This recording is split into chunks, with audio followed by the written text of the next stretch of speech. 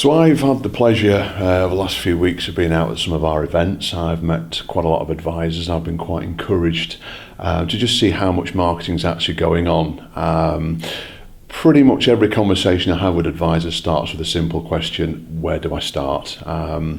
Most are aware they need to do more marketing. Most understand what it is that they need to achieve, but generally they want to know where to start. And rather than dive in and start suggesting some of the channels like emails and newsletters, I always sort of start with the basics and ask them to take a step back. What is it you're looking to achieve from the marketing activity? So for example, are you looking to grow your client base, or are you looking to engage deeper with your existing clients, which generally is what most of them are looking for.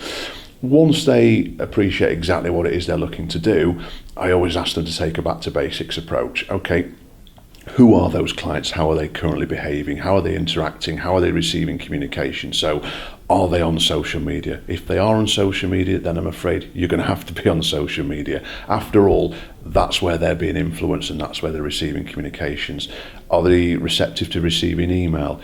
Email is a great way of communicating with clients because it's fast, it's efficient, it's cost effective, and with some of the tools that we've got available, you can actually track emails to see who's engaging, who's opening, who's reading, what subject matters are of interest. Once you start to understand exactly how the client behaves, you then take another step back and try and decide actually what is it I want to communicate.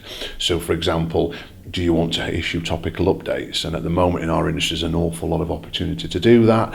There are pension freedom regulations, there are changes in governments and legislation and tax and budgets that are called. So there are lots of opportunities to communicate with clients.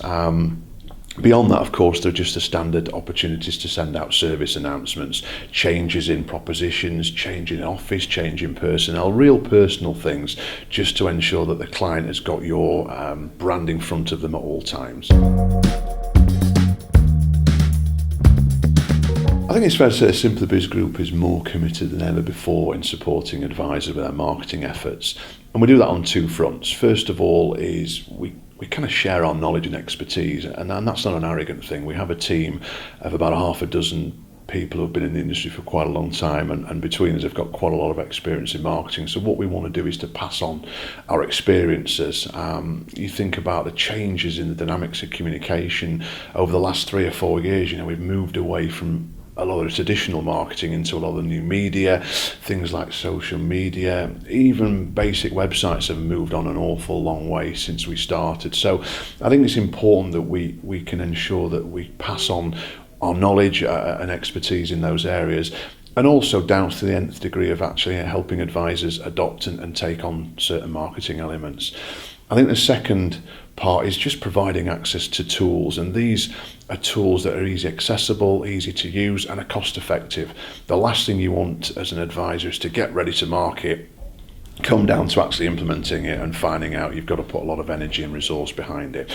So we're able to offer things like simple letters that you'll print and send out, newsletters which can be either done as a PDF and attached to email, or of course can be PDF'd and put on the website, or of course printed if that's the way you want to go.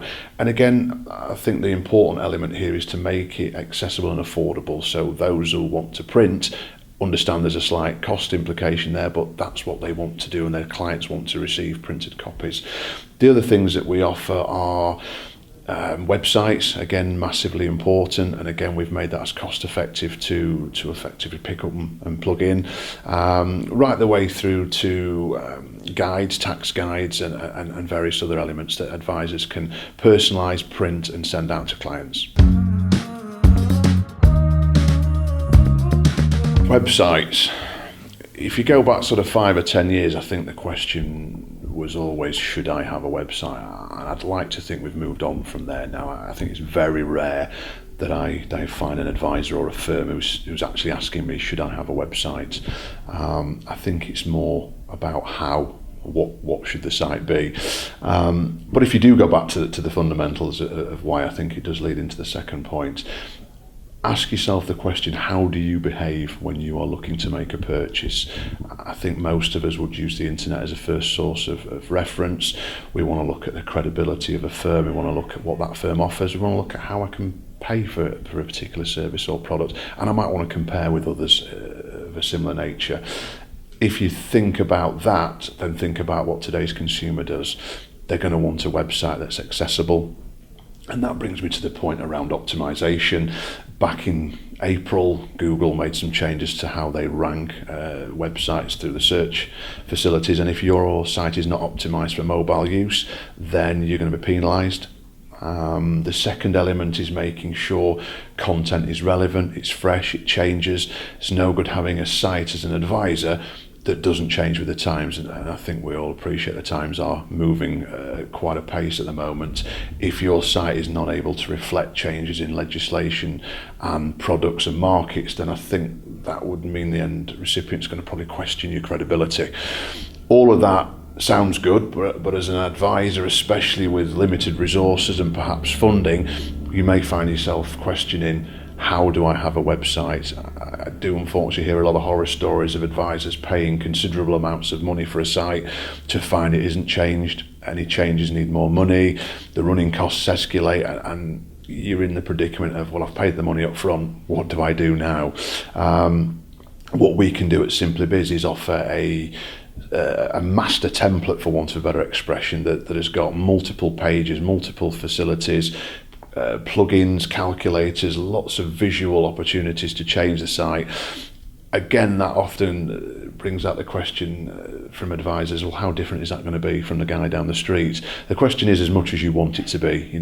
We allow you to personalise the colour, the styles, the look and feel. You can add photos, you can add pages, you can remove pages. So you've got a site that lives and breathes alongside your business. It's cost effective because there are no ongoing charges to change the site, there are no charges for plugins, there are no setup charges, and we just charge an ongoing £6 a month fee for hosting. There are no contracts, so again, if that's something that you evolve beyond, you can look to change. And back to my original point, we've optimised all these sites so that your site can be found on mobile devices.